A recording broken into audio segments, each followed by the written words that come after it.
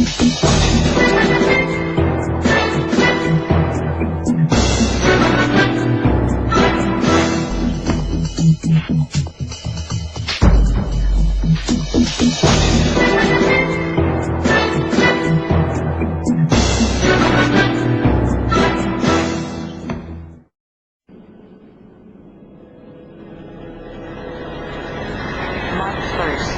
are the most annoying characters in movies and films like Godzilla, Enchantress, and Crystal Maiden.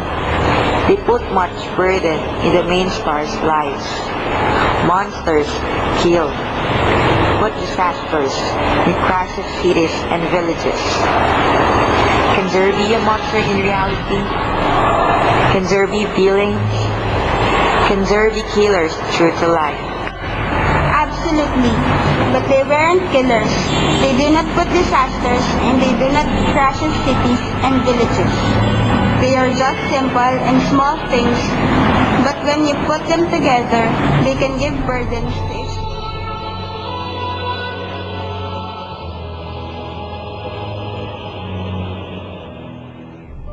We call them the messy monsters. What do you think is its appearance? What it looks like? How much harm it gives? They are the kind of monsters that people just make and produces. Some of them are small and terrible, and others are as big as houses. They are simply garbages. There are millions of garbages collected in the Philippines every day. And in our place, Kaingin, Bulacan, garbages is really a problem. Based on the survey we conducted, 25% of the residents said that it is because of improper disposals. 25% said that there are no more areas to dispose garbage, and 50% answered that it is because of improper segregation. Garbage is really a monster in Kaingin and in this town. First, improper disposal of garbages. This causes of blocking of canals, floods, and diseases such as leptospirosis and dengue. Ano po yung problema po natin sa sa basura? Number one. Yun ang number one. Basura. Basura. Ano pong problema po niyo? Minsan, siguro, dala ng kahirapan din sa pera, hindi makapagdagdag ng manpower. Dapat kasi sa isang barangay, pinakamababa siyang naglilinis, mga 5 hanggang 6 na tao. Kaya ang naglilinis din lang sa amin, 3 lang. Ano pa yun? Shifting. May pang-araw, may pang-gabi.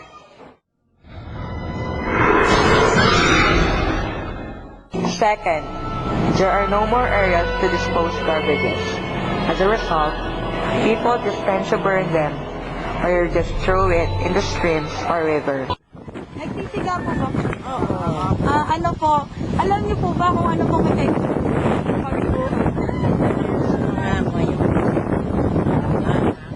Diba? Yung usok, no? Opo. Pwede din po. Pwede sa mga halaman, pwede po nyo. Ayos yun sa may mga puno, yung usok, diba? Opo. Alam niyo po ba yung tungkol po dun sa global warming? Ay, ano ba yun? Ano po? Yun, kasi po dun po, di ba, yun po yung usok po yung dahilan kaya po nabubutas po, tapos sobrang mainit na po. Di na po siya katulad po ng dati. Dahil po dun sa mga, galing po sa mga nagsisiga, gano'n. Yun. Hindi pala, hindi dapat ilagay na lang sa sako at Opo. Di ba po meron naman po mga, opo. Sige po, thank you po. Sige, Thank you ha? po, salamat po. Lastly, improper garbage segregation. As a result, garbage collectors have difficulty in collecting them, and this causes unpleasant odors. Pagkukuha po ba, di ba po pagkukuha po ng basura, saan po yung iniimbak? Alin yung pagkuha dito sa baryo? Opo, yung bawat binabahay-bahay po, di ba? Hindi, actually, ang schedule ng basura sa amin dito, ang hapon, Monday morning at saka Thursday morning.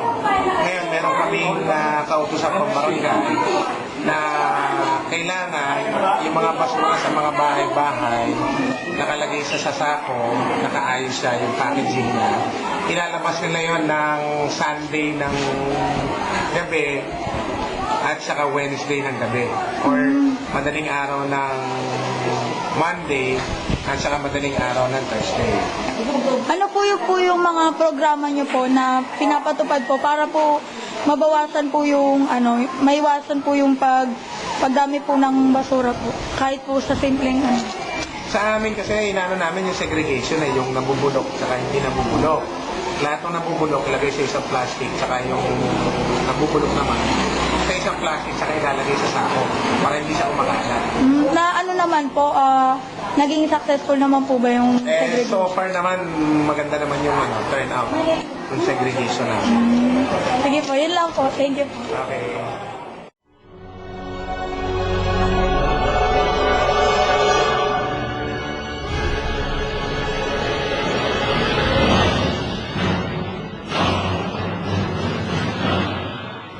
Alam niyo po ba yung programa po ng barangay natin na segregation?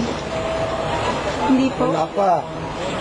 Hindi naman po, hindi po nag-segregate. Ano po masasabi niyo? Ha? Na in-interview po kasi namin siya. Sabi niya po, ng barangay captain po na pinatupad niya po yung segregation. Natutupad din naman, kaya lang pili na. Pagka wala na yung mga bukod na. Tinanong po kasi namin si Kapitan kung tinanong po namin siya tungkol po sa mga proyektong pinatupad niya po. Tapos sinabi niya po yung segregation. Tapos pumunta po kami dun sa, basta po banta po dito. Sabi daw po, wala naman po silang Tinutupad. wala daw pong segregation. Ano ba yung tinutupad na yun? Ano ba yun? Yung basura, hiwalay yung ganon, hiwalay yung ganito, hiwalay yung ganon. Kasi, sa totoo lang, ang mga tao, hindi mo pare-pareho ugali. Merong iba ayaw ng sumunod, merong iba sumusunod. Yung nagsasalita na yung karaniwan, kung walang kaalaman, kalaban. Ganun lang yun. Meron kasing iba na hindi masyadong, wala bang siyang pakailam. Basta walang pakailam tao. Kumbaga, hindi sila nakikisama, nakikiisa sa mga barangay. Sa ng barangay.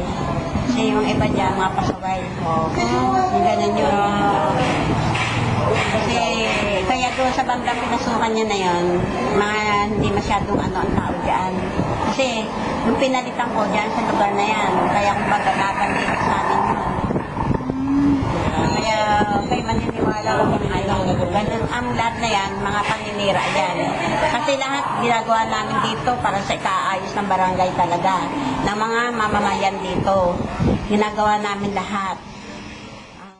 Tatanong lang po kasi namin sana yung kagaya nga po nung sinabi niyo po kanina, yung mga hindi po sumusunod, mga kalaban po yun. Ano po bang nais kong gawin ng barangay natin laban sa kanila? Kami, yung sa barangay na, pinaparaan lang namin yan. Yung ba, alam mo kami basta dinetesman lang namin kung ano sabihin nila sa amin. Basta ang amin, ginagawa namin ang katungkulan namin.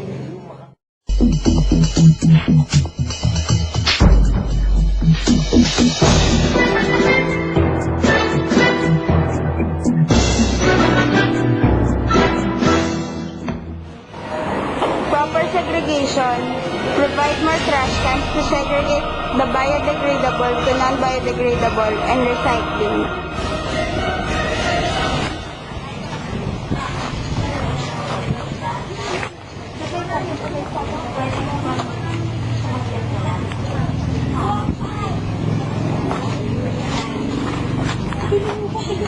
Uy, mali ka! Dito yung sanan! Paano dito mo?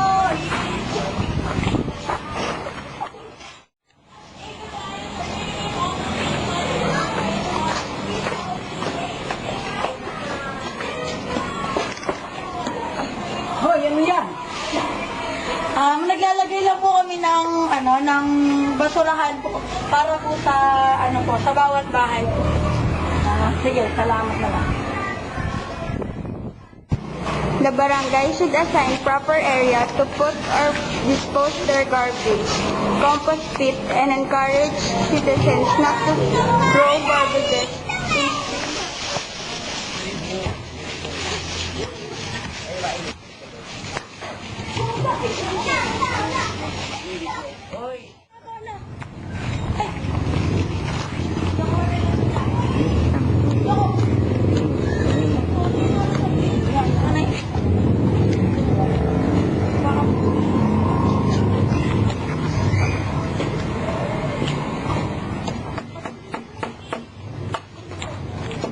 Uy, anong ginagawa niyo dyan? Naglalagay lang po ng fine. Para saan? Para po sa bawal po magtapon ng basura. Sige, bilisan niyo lang.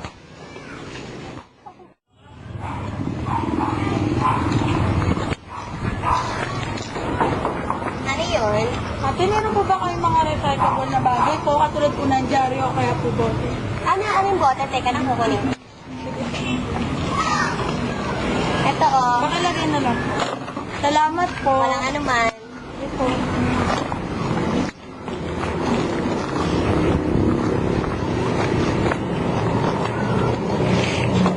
Oh. Pakilo po. Mga nakolekta po.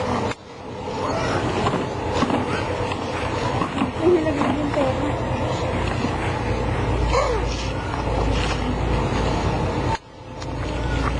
Thank you po. Yung lang anuman. Wag! Ano ka ba? Dapat hindi mo yung tinatapon dyan. Kasi yan yung nagkukon para bumaha dito. Tapos kayo din yung mahihirapan. Sige, di na ako magtatapon dyan. giving flyers that contains information about proper disposal of garbages, orientation, and suggestion ordinance.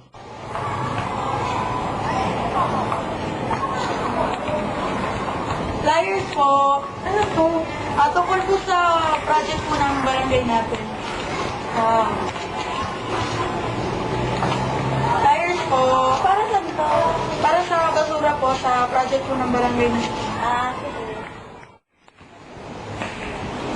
Sige.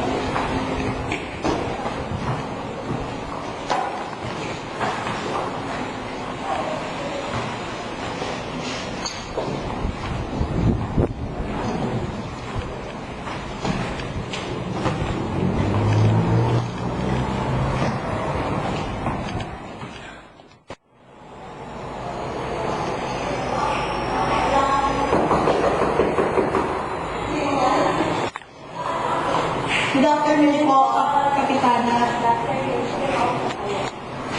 Ano ba yan? Meron po kami gusto i-suggest na ordinance. Yung kapitana po na para po sa barangay po natin, upang maiwasan po yung mga basura.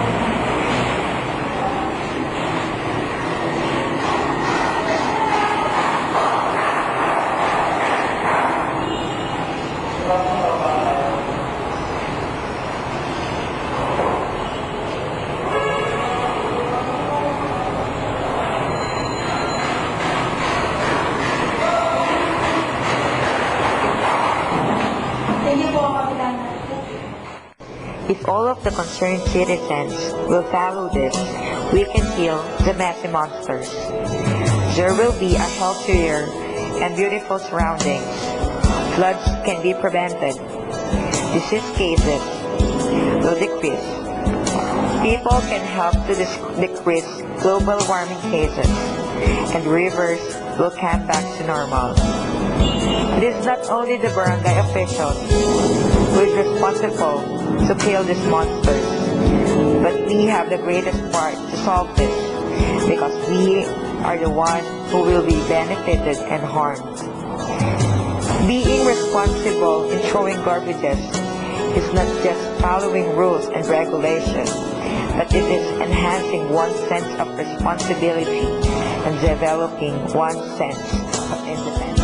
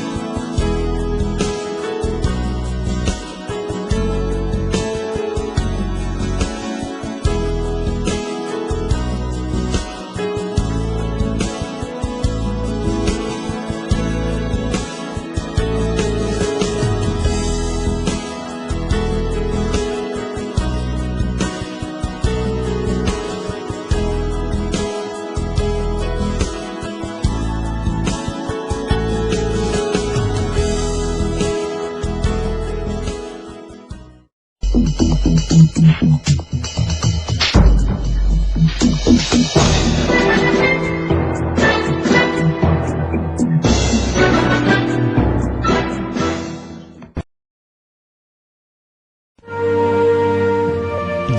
News and Public Affairs.